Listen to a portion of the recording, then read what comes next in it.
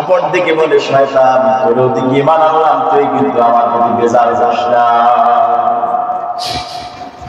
আল্লাহর পছন্দ করে, আল্লাহর ভালোবাসে, অপরদিকে শয়তানের প্রতি বেজার হইস না। আসি তোর কর্মকাণ্ড আমার আছে, উপরে উপরে না করি, ভিতরে ভিতরে করি তো করি তো।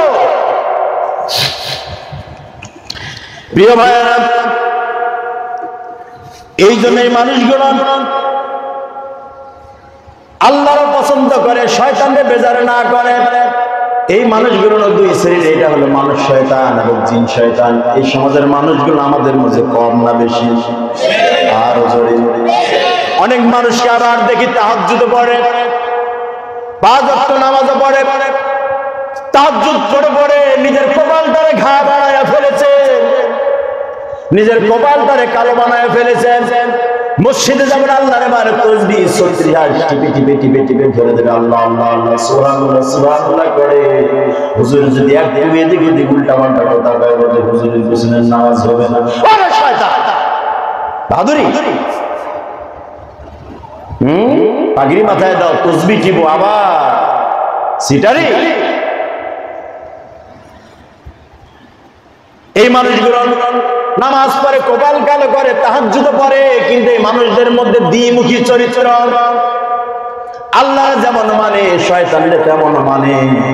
এই জন্য খবরদার, এই মানুষগুলো যখন আল্লাহর মসজিদে বসে নামাজ পড়ে, নামাজ শেষ হওয়ার সাথে সাথে দেখি আবার বাতিলের মিছিলে গিয়ে তারা মিছিল করে তাদের সাথে, ঠিক না বেটে? তাদের সাথে একত্রিত হয়ে বাতিলের দরবারে গিয়ে নিজের জীবনটাকে বিলিয়ে দেয়, ঠিক না বেটে?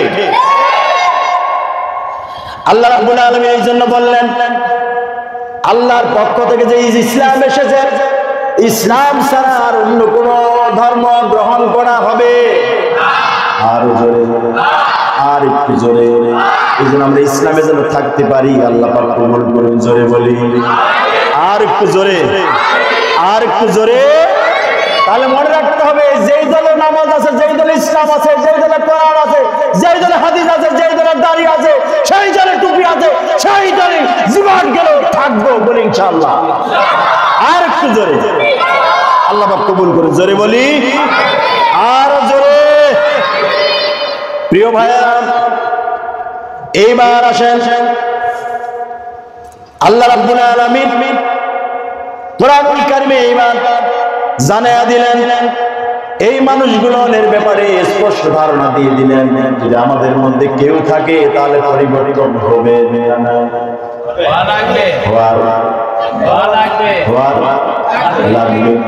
এবার জোরে জোরে বলে আমিন। আর একটু জোরে, আরো জোরে আসেন। এর আগে 3টা মূলনীতি কথা বলেছি। প্রথম মূলনীতিটা ছিল আল্লাহর ইবাদত করা, 2 নাম্বার পিতামাতার সাথে সদাচরণ, 3 নাম্বার প্রতিবেশীর হক আদায় করা, 4 নাম্বার আল্লাহ রাব্বুল আলামিন জানায়া দিলেন, ইন্নাল মুবাযযিরিনা কানু ইখওয়ানাশ শায়াতিন ওয়া কানাশ শাইতানু লিরাব্বিহি কাফুরা। 4 নাম্বার মূলনীতি আল্লাহ তাআলা বলেছেন, নিশ্চয়ই যারা অপচয় করে, কি করে? হ্যাঁ জোরে বলেন। অপচয় শব্দটা আপনারা বুঝেন না? তাহলে নিশ্চয়ই যারা অপচয় করে, আল্লাহ পাক বলছেন তারা শয়তানের ভাই। কার ভাই? শয়তানের ভাই। সমাজের দিকে তাকায় দেখেন আপনি, এবং এই যারা অপচয় করে, আল্লাহ রাব্বুল আলামিন বলেন ওয়া কানা শাইতানু লিরাব্বিহি কাফুরা।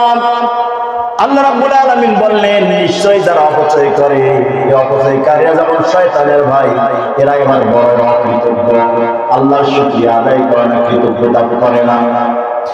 আল্লাহ রাব্বুল আলামিন তাদের এই বিষয়গুলো স্পষ্টভাবে জানাই দিলেন। আল্লাহ তাআলা এরপরে বললেন, ও মানুষ শুনো, খাও, কিন্তু খবরদার অপচয় করো না। ওয়াকুলু ওয়াশরাবু ওয়া লা তাসরিফু ইন্নাহু লা ইউহিব্বুল মুসরিফিন।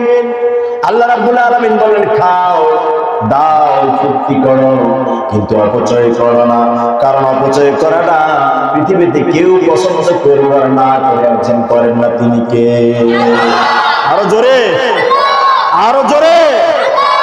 এই অপচয়গুলো আমাদের সমাজে কোথায়? মনোযোগ দিন, এবার সুন্দর সুন্দর করে শুনেন। প্রতিদিন মসজিদে আমরা আসি, প্রতিদিন আমরা জুমায় আসি, আসার পরে অনেকেই আছেন